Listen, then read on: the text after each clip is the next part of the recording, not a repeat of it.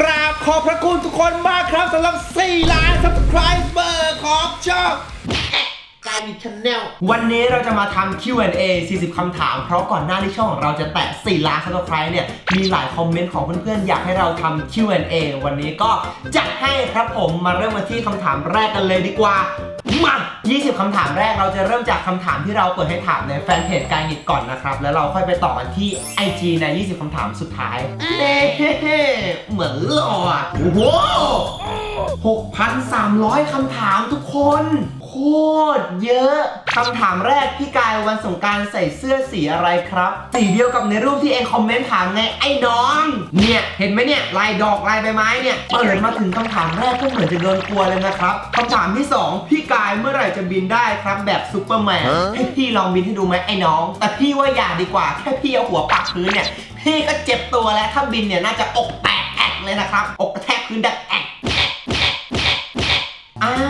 วนี่มันคำถามยอดฮิตนี่หว่าคำถามนี้คนเม้นถามมาเยอะมากเลยนะครับเท่าที่ผมดูเนี่ยพี่กายเติม One Punch Man หมดไปประมาณเท่าไหร่ครับ เอาจริงไหมครับผมจำตัวเลขที่แน่นอนไม่ได้แต่หลายแสนแล้วครับผม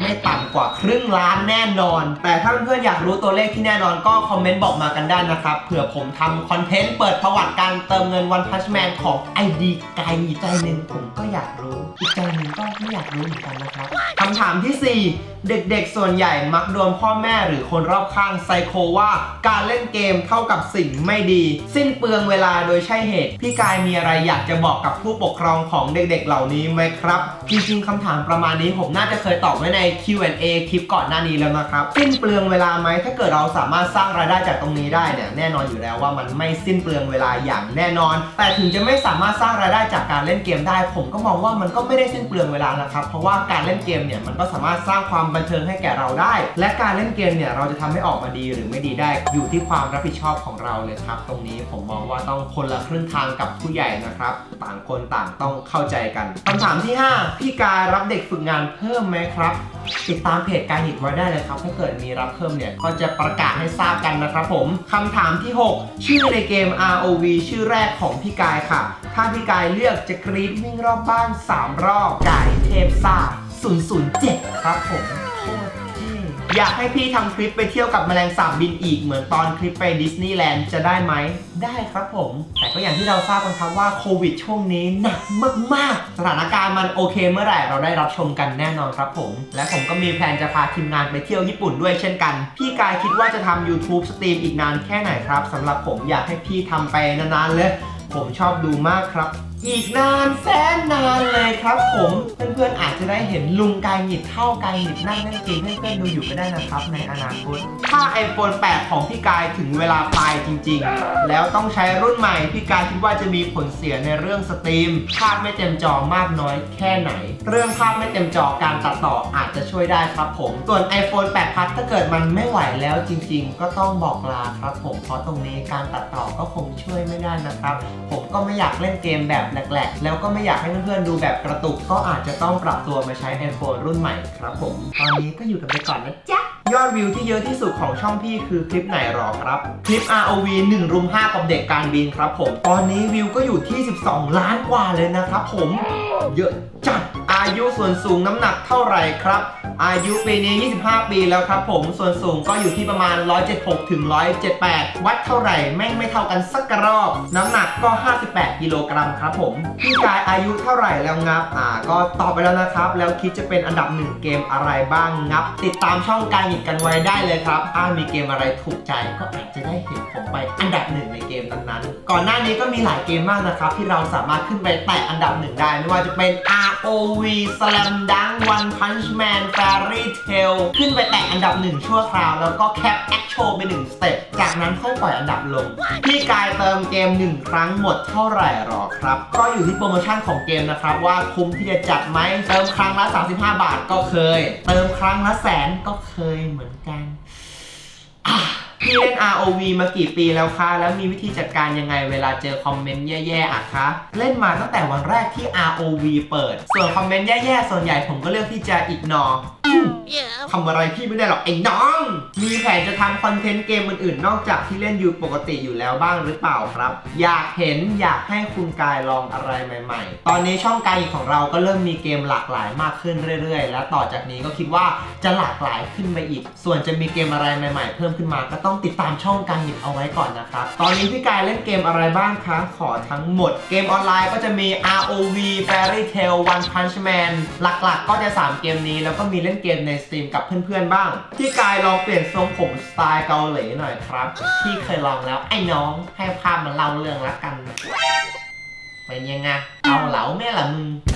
พี่กายได้เงินจากการแข่งกับสปอนเซอร์ประมาณเดือนละเท่าไหร่ครับพี่หมายถึงสมัยที่ยังแข่งใช่ไหมผมได้เงินจากการแข่งเดือนหนึ่งประมาณ 70,000 บาทครับผม4 ล้านซับพี่กายจะฉลองอะไรดีครับพี่อยากแจกของครับผมแต่พี่ยังไม่รู้จะแจกอะไรดี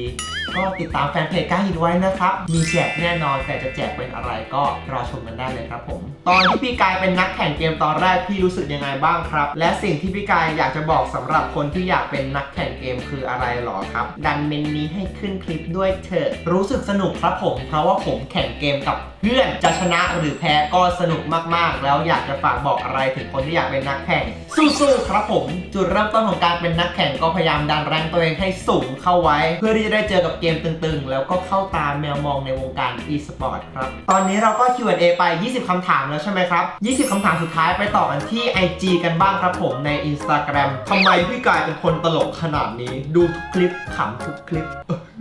แต่คนรอบตัวบอกว่าพี่หล่อเท่สุขุมมาดนิ่งเยือกเย็นลึกลับพี่ก็เห็นด้วยกับพวกเขา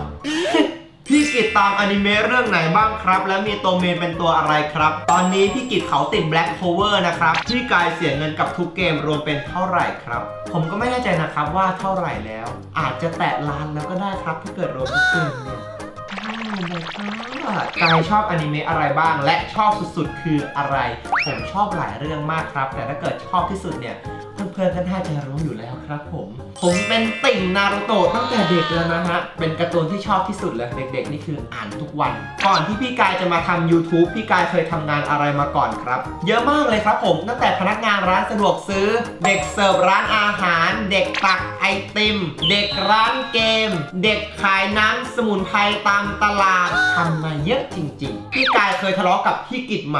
ไม่เคยครับผมทำไมถึงชอบกระบองเหล็กครับเพราะกระบองเหล็กคล้ายกับตัวละครหนึ่งในการ์ตูนที่ผมชอบตอนเด็กตัวละครนั้นก็คืออุรามิชิยูสึเกะจากเรื่องคนเก่งฟ้าประธานหล่อเท่เหมือนกันเลยครับจะกลับมาเล่นสแลมดังไหมครับไม่กลับแล้วครับและไอเดียผมก็ส่งมอบให้กับน้ำบอยมินารุไปเป็นที่เรียบร้อยแล้วเหมือนคำถามใน Facebook จะมีคำถามหนึ่งด้วยนะครับที่ถามว่าผมเลิกเล่นสแลมดังเพราะอะไรสาเหตุที่เลิกเล่นเพราะผมเก็บแรงไปเยอะๆจนขึ้นเป็นอันดับหนึ่งเนี่ยผมเล่นกับเพื่อนไม่ได้ครับผมเล่นกับเพื่อนไม่ได้สักคนเลยเพราะแรงมันห่างเกินไปกับคนเกมก็เล่นด้วยไม่ได้ครับในตอนนั้นพอสตรีมหรือทำคอนเทนต์สแลมดังทีเนี่ยก็ต้องเล่นคนเดียวครับผมน้องๆพี่นี่อย่างเศร้า5 ล้านซับจะทำอะไรคะ4 ล้านยังคิดไม่ออกเลยครับผมอันนี้ก็เป็นอีกหนึ่งคำถามยอดฮิตที่ถามเข้ามากันโค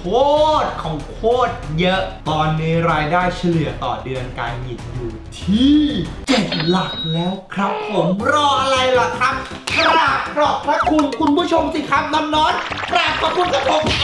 เจ็บอีกแล้วสไตล์การแต่งตัวที่พี่กายชอบที่สุดผมชอบใส่รองเท้าแตะแล้วก็ใส่ชุดสบายๆครับแต่เวลามีงานก็จะแต่งตัวดีๆนะครับพี่กายมีพี่น้องไหมคะกายหยิบลูกคนเดียวครับผม2 คำถามนี้ถามมาคล้ายกันเลยฮะ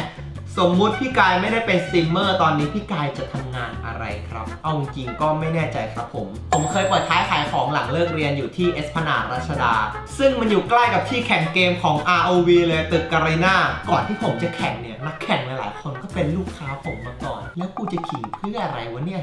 ไม่เคยตื่นไปใส่บาตรทันเลยสักครั้งขอ how to ค่ะวิธีผมนะครับ